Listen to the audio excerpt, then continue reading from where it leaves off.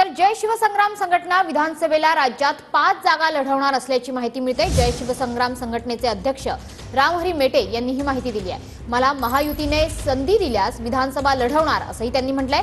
रामहरी मेटेंनी विधानसभा निवडणूक लढवण्याचे संकेत दिले। ज्योती मेटेंनी महायुतीतून निवडणूक लढवली तर आपण मदत करू असंही रामहरी मेटे यांनी म्हटलंय। ज्योती मेटे विधानसभा निवडणूक लढण्यासाठी इच्छुक आहेत। या निवडणुकीकडे तुम्ही कसं पाहता? गरज जर भासली तुमची मदत राहील पडद्याच्या पाठीमागून? नाही, तर ते कुठल्या पक्षाकडून राहतात, कशा राहतात त्याच्यावर बरंच अवलंबून असेल ना।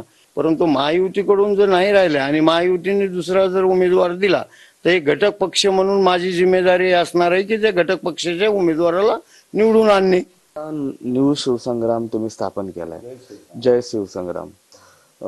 किती राज्यातल्या जागावरती तुम्ही दावा करताय? किती जागा तुम्ही मागताय?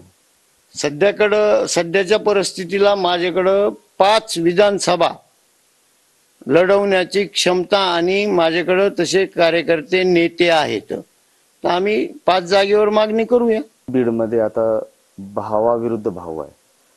बीडकरांनी पाहायचं भाऊजा विरुद्ध धीर या विधानसभा निवडणुकीत? नाही, असं मी आत्ताच तरी सांगू शकत नाही, परंतु जर महायुतीने जर मला संधी दिली तर 100% मी लढवायला तयार आहे। आणि समोर कोण आहे प्रतिस्पर्धी ही पाहणार नाहीत आम्ही। कॅमेरा पर्सन आप्पासाहेब मोहरकर सह मी महेंद्र कुमार मुधोळकर, TV9 मराठी, बीड।